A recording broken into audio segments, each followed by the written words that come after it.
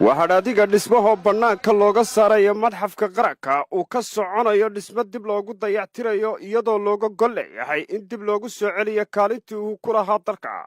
wasaaradda gaashaandhigga Soomaaliya ayaa noqotay wasaaradii 26aad ee wasaaradaha dawladda Soomaaliya ee ka soo qayb gashay ololaha isxilqaan ee lagu dhisayo xarumaha ku yaala halbowlaha caasimadda dalka Muqdisho.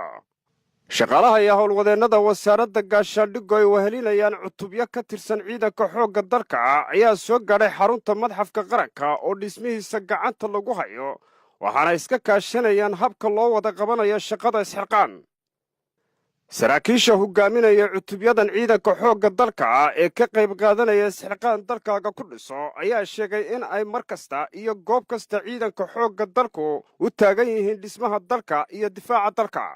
mar walba u diyaar ah inuu ka qayb qaato dhismaha waddankiisa difaaca waddankiisa iyo wax kasta oo dhibaato ah ha noqoto abaaraha ha noqoto waxbarashada ha noqoto difaaca ha noqoto dhismaha mataqaanaa isxilqaan la yiraahdo ahna dawadno oo aanu ku dhisayno tiyaatarkii qaranka oo aan ku dhisayno maktabadii oo aanu ku dhisayno meelo badan oo mataqaanaa qaranka ah aanu ku dhisayno haddii alla idmo.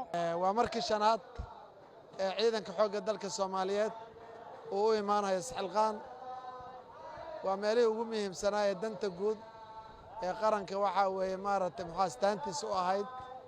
dhinaca kale agaasimaha guud ee wasaaradda gaashaandhigga Soomaaliya warsame Maxamuud Xasan ayaa si weyn carabka ugu adkeeyay in qof kastoo Soomaaliya uu haysto fursad dahabi uu kaga qayb qaadan karo dhismaha dalka.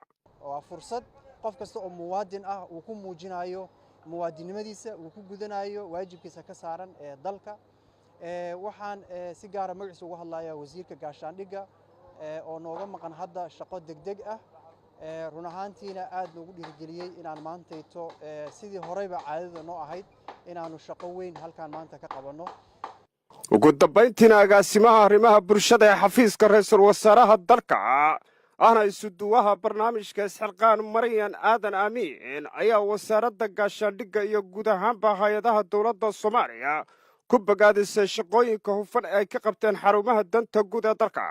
waxaa maanta howlgalaya oo jadwalkii ku qornay wasaaradda gaashaandhigga oo ku timaada laba qaybood qayb ah shaqaalaha wasaaradda oo shibilka rayidka shaqaalaha rayidka iyo ciidamada marba ciidamada ay saraakiisha u dooraan inay maalintaas kala shaqeyso hawsha isxilqaan aad iyo aad ayay u mahadsan yihiin. waa wasaaradaha aan isdhihi karno udub dhaxaad ayay u yihiin hawsha isxilqaan. hay'adaha dawladda waa inay sidii iyo si ka daran isu dardargeliyaan oo hawshooda caadi u wataan. annaga waxaan ku qasbannahay oo waajib wadaniya nagu ah in aan dhisno dhismayaashii qaranka lahaan jiray ee bulshada wadaagi jirtay.